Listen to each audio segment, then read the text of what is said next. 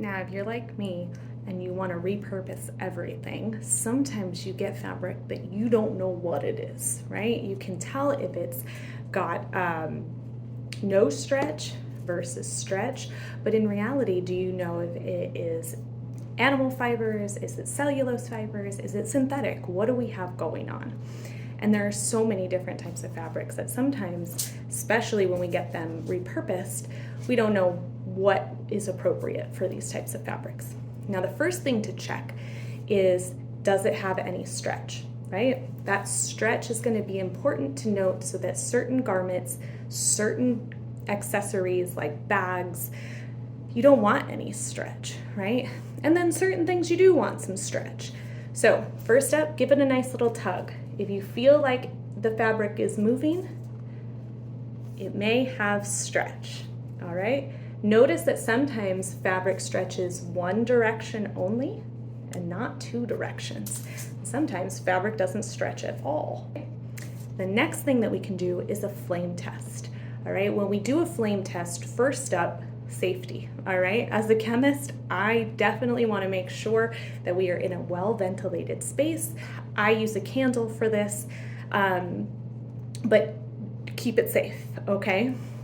Now, second thing is that you want to make sure when you light a piece of fabric on fire that you have some sort of place to put it so you don't burn your fingers.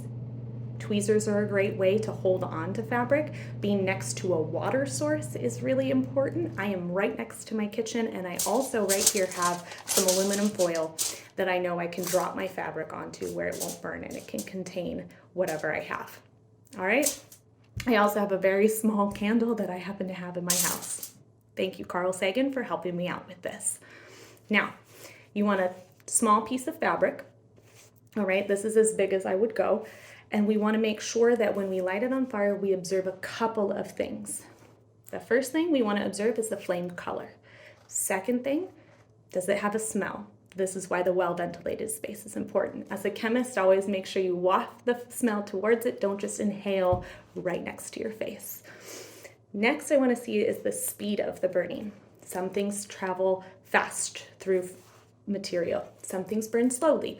Wool, animal fibers, tend to burn a little bit slower than plant-based fibers.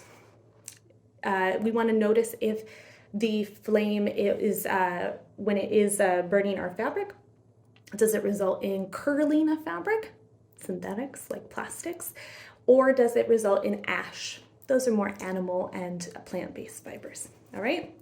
This should be a basic cotton, so we should see a general cellulose fiber here that is burning quickly and leaving behind some powdery ash, all right?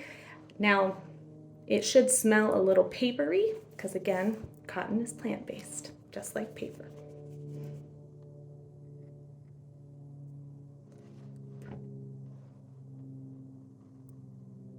Orange, burning relatively fast. Let's go ahead and snuff it out. Definitely smells like paper. And what we can see is that ash right there flaking off. This is definitely a cotton fiber. Let's keep going.